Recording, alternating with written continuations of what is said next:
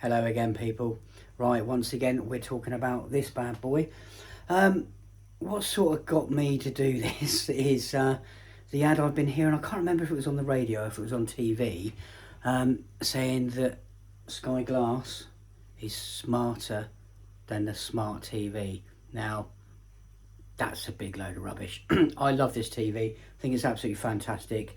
I mean, the money you pay for it is it's cheap for what you pay for it, for what you get there. You know, for a cracking picture, it's absolutely fantastic. Now, smarter than a smart TV, can't even get your voice commands and stuff right. So that's your first sort of problem. Is unless you can be as good as an Alexa, are they going to go off? No, they haven't gone off. Or pretty much anything else. A Google Assistant. You haven't got a chance. This, if it's shipped with Alexa or Google Assistant built in, with that voice commands, would be absolutely perfect. It would have worked really well. Now, when it comes to smarters and smart TV, they're all quite restricted. The last TV I had was a LG Smart 4K HDR, blah blah blah.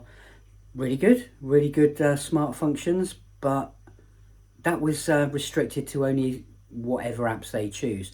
Now, the best smart TV that I had was a Sony, and I don't really like Sony brand that much. But it was probably the only Sony brand that I had for a decent amount of time, because that had Android TV built in, and you could pretty much download whatever you wanted and it would work. The TV itself was a little bit slow, but it had a fantastic picture, no issues with it. Yeah, it was a good telly. Now, when it comes to streaming boxes, the best one by far that I have ever used, I'll do it in a sort of an order, was the Nvidia Shield 4K. Absolutely fantastic. Very best that I've ever used. It's quite old now. I'd still rate that way above the rest. You can literally, anything you can run on a phone, you can run on that. You can get like a game controller and stuff with it as well, but it's absolutely fantastic. You can load anything onto it. It's just an absolute power horse. You can plug USB sticks into it, no limits really, and it's fast, lightning fast. You flick it back, forward, whatever you want them to do. And then second, I'd probably go for the Amazon Fire Cube 4K. That's nice and snappy. I'd say it's probably just as fast as the Nvidia, but you're limited on what you can put on it unless you sort of sideload apps into it, and you can't plug USB sticks into it, but you can. If you get like a Y split off to the power source thing, you can plug it into that. Oh no, you don't have to on that. You can plug the on the go thing in the back of it, but on the Fire Sticks you can have like a splitter that goes into where the power bit goes, and then you plug your USB stick in that works quite well, not brilliantly, because you have to then hunt for the menu.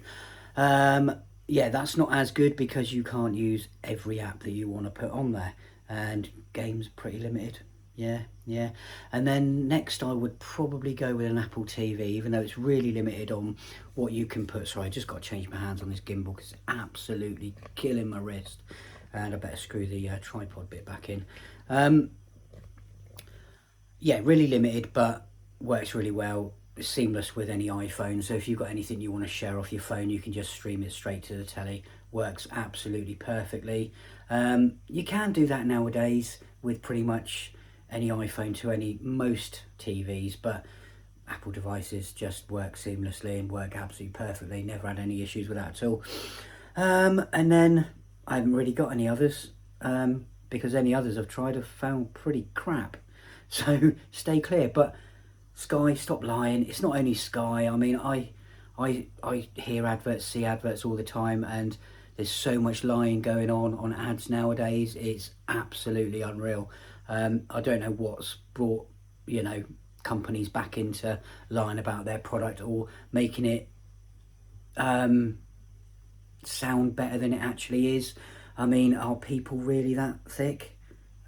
Maybe some are, but latest one I heard was the Galaxy Buds. They played a music track and they must have turned all the treble and everything off, so all you could hear was just like mumbling. And then it said, and this is what you would hear from the Galaxy Buds, and it's everything with all the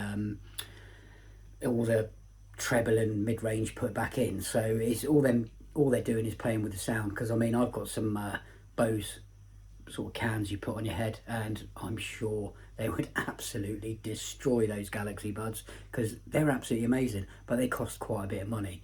Anyway, smart TV, it's not smarter than a normal smart TV. It's pretty dumb really, but I don't really use it for smart things. As long as it's got my internet channels and stuff on there, I'm absolutely fine.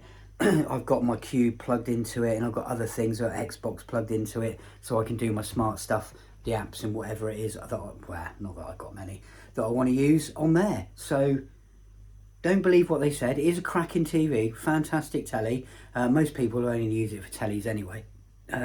Someone did say something about gaming. It's absolutely fine to game on. That Xbox, where is it? Series X, sorry.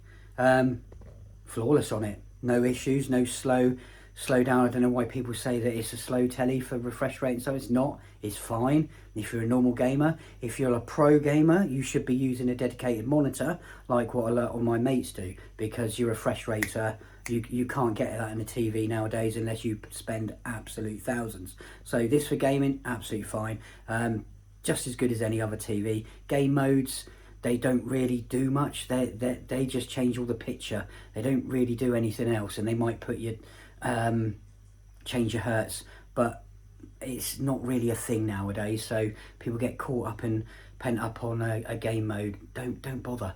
It's fine. It's not an issue at all. Anyway, I don't really need to say anything else. I'm sure you can figure out that it's not the smartest of smart TVs, but it's fine. It's not a problem for me, and I like technology, so it's all good. And Sky, you probably can't do it on this one in the firmware, so on your next one you bring out, make sure you got Alexa or something built into it, because your system is horrendous. The voice recognition, horrendous.